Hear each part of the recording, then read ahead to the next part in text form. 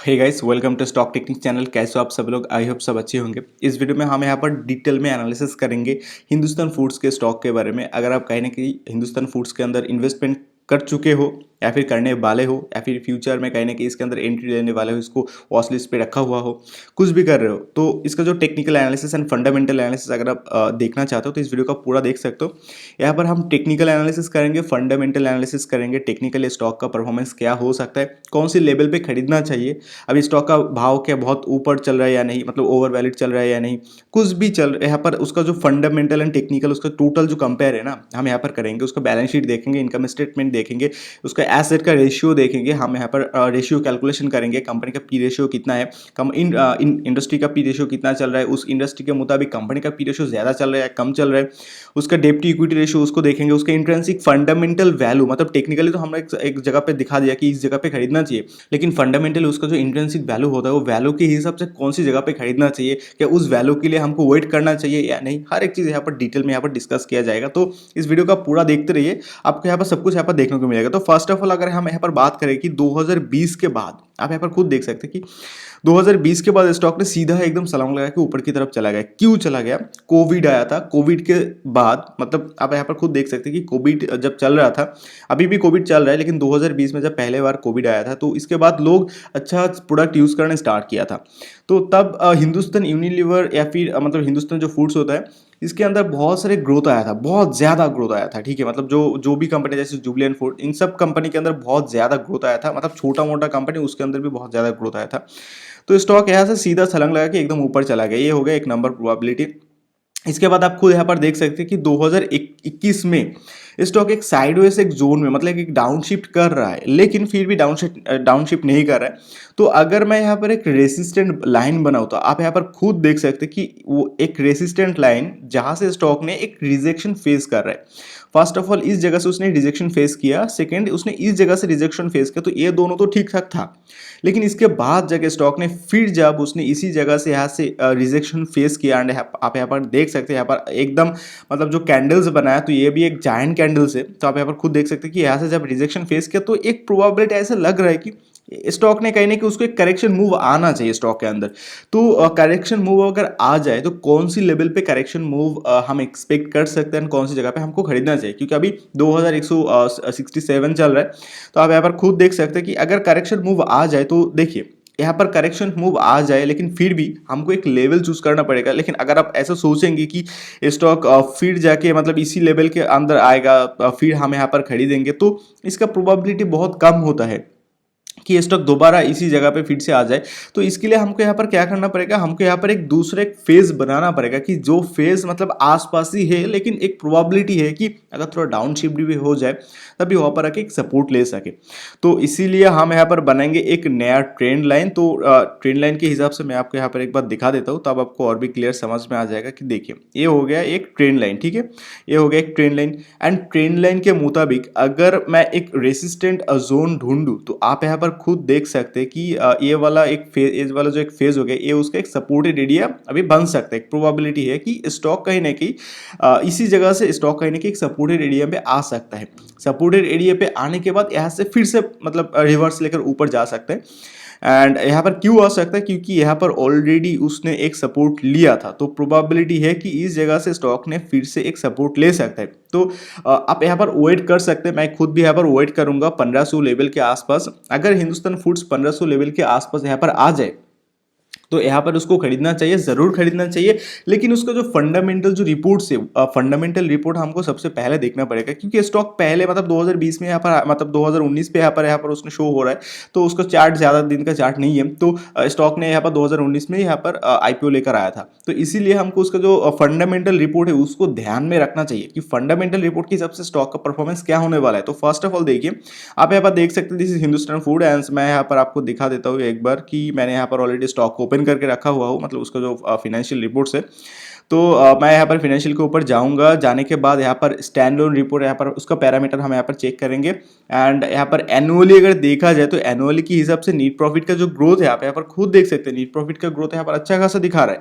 लेकिन अगर मैं आपको यहाँ पर उसका जो बैलेंस शीट है, बैलेंस शीट दिखाऊँ तो बैलेंस शीट देखने के बाद आपको बहुत सारी चीज़ यहाँ पर क्लियर हो जाएगा कि देखिए उसका जो यहाँ पर आप खुद एक बार देख सकते हैं कि देखिए यहाँ पर लॉन्ग टर्म जो बोरोइंग है, लॉन्ग टर्म बोरोइंग यहाँ पर कंपनी ने बहुत ज़्यादा यहाँ पर ऑलरेडी उठा लिया। एंड नॉन करंट जो लाइबिलिटीज़ है, तो नॉन करंट लाइबिलिटीज़ कंपनी के पास कितना है, 206 करोड़ उसका जो नॉन करंट लाइबिलिटीज़ है। तो इसको मैं यहाँ पर एक बार कॉपी कर लेता हूँ, कॉपी करके अभी मैं आपके सामने यहाँ पर पेस्ट करूँगा कि नॉन करंट लाइबिलिटीज़। इससे क्या होगा कि कंपेयर करना बहुत आसान होगा कि आपके सामने एकदम सीधा पॉइंट टू पॉइंट रहेगा, क्योंकि बैलेंस शीट के अंदर ऐसा तो नहीं रहेगा। तो आप मतलब आप अगर समझे या ना समझे, तो इसलिए मैं बहुत आसान कर रहा हूँ आपके लिए।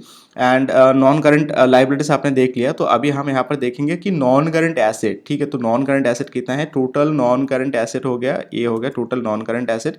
तो यहाँ पर हम टोटल नॉन करंट एसेट को अभी हम यहाँ पर बैठाएंगे, हाँ टोटल नॉन करंट एसेट को हम यहाँ पर बैठा लिया।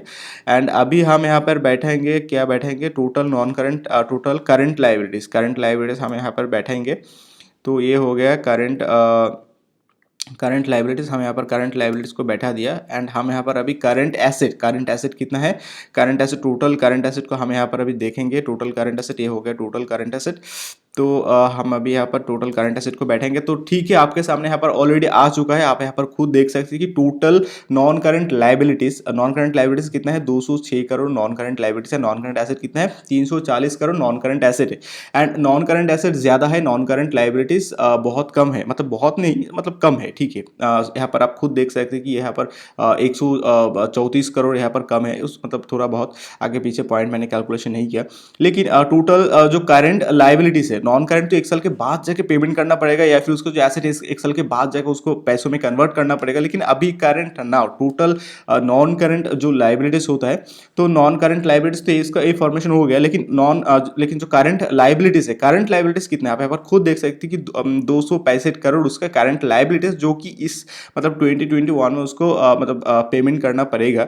एंड जो करंट एसेट है, करंट एसेट कितना है, 356 करोड़ जो। लेकिन इसका जो ओवरऑल जो कंपेयर है, आप यहाँ पर देख सकते हैं कि बैलेंस शीट एक अच्छा खासा यहाँ पर स्टेबल बैलेंस शीट दिखा रहा है कि हाँ कंपनी की स्टेबल बैलेंस शीट है। एंड उस स्टेबल बैलेंस शीट के मुताबिक कंपनी का जो भाव है ना, वो बहुत ज्यादा चल रहा है। क्यों ज्यादा चल रहा है, आप एक बार उसको बहुत ही ध्यान से देख लीजिए। यहाँ पर मैं आपको और भी डिटेल में यहाँ पर दिखा देता हूँ कि यहाँ पर मैं screener.com को यहाँ पर ओपन कर लिया। तो आप यहाँ पर देख सकते हैं कि इंडस्ट्री पी कितना चल रहा है, 44.6, लेकिन स्टॉक का पी कितना चल रहा है, 99.2, आप यहाँ पर खुद देख सकते हैं।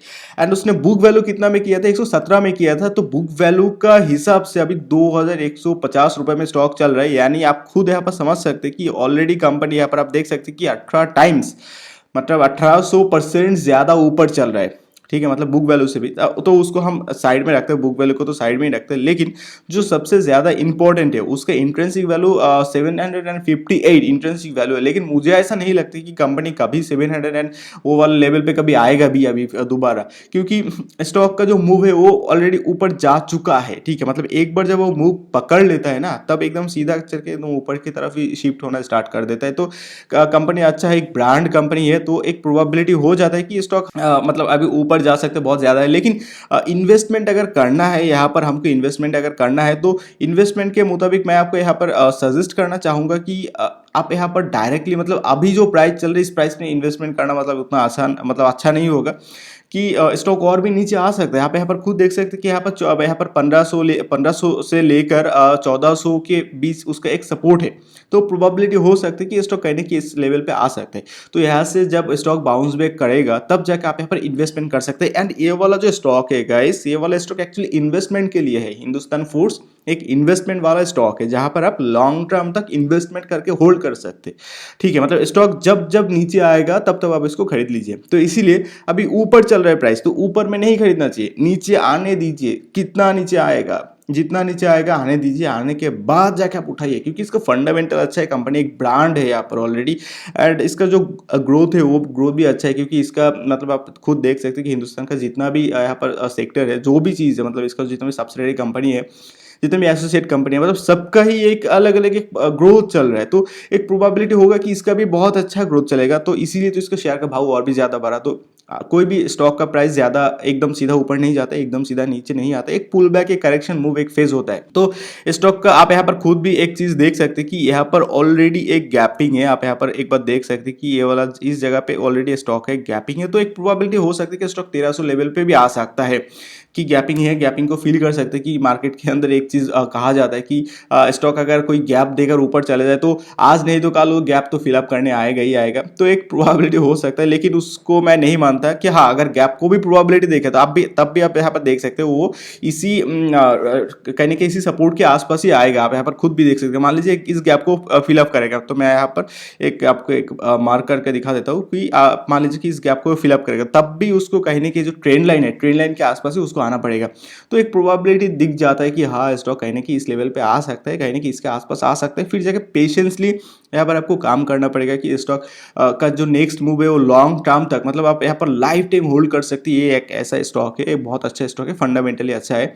तो बस फिलहाल इस वीडियो में इतना ही कहना चाहूँगा, इससे ज़्यादा बात नहीं करूँगा। एंड मुझे ऐसा पर्सनली लगता है स्टॉक अच्छा है, यहाँ पर ऊपर जा सकते हैं, लेकिन अच्छा प्राइस पे खरीदना चाहिए, ज़्यादा प्राइस पे नहीं खरीदना चाहिए। जैसे हिंदुस्तान लीवर एक अभी अच्छा प्राइस पॉइंट पे चल रहा है, तो अभी खरीदना चाहिए। अभी उससे मतलब अगर बाद में अगर खरीदेंगे ऊपर चले जाएगा, 3-4 हज़ार रुपये में चले जाएगा, तब जाके खरीद कर क्या फ़ायदा, कोई फ़ायदा नहीं। मतलब कम चल रहा है कम में खरीदो, ज़्यादा चल रहा है ज़्यादा में बेच दो, बस सिंपल। तो एक सिस्टम होता है, एक सेटअप होता है, तो इस हिसाब से यहाँ पर भी वही कहानी है। स्टॉक को नीचे गिरने दीजिए, गिरने के बाद ही खरीदना चाहिए। एंड अगर स्टॉक मार्केट के बारे में आप डिटेल में सीखना चाहते हैं तो आप हमारा वेबसाइट stocktechnique.com विजिट कर सकते हैं, एंड उसका जो लिंक है डिस्क्रिप्शन में मैं ऑलरेडी दे दिया हूँ। एंड अगर आपको मेरा वीडियो अच्छा लगता है तो आप इस चैनल को सब्सक्राइब कर सकते हैं, वीडियो को दूसरे लोगों के साथ शेयर कर सकते हैं, एंड वीडियो को लाइक कर सकते हैं, कमेंट कर सकते हैं, कुछ भी कह सकते हैं आप हमको। तो बस इससे ज़्यादा तो बात करने के लिए कुछ है नहीं। अगर और एक चीज़ कहना चाहूँगा, अगर आप चाहे तो आप हमें गूगल पे रेटिंग भी कर सकते हैं। एंड बस ओनली फॉर इतना ही कहना चाहूँगा और ज़्यादा नहीं। तो फिलहाल इस वीडियो में इतना ही। अपना ख्याल रखना, अपना फैमिली का भी ख्याल रखना। Take care.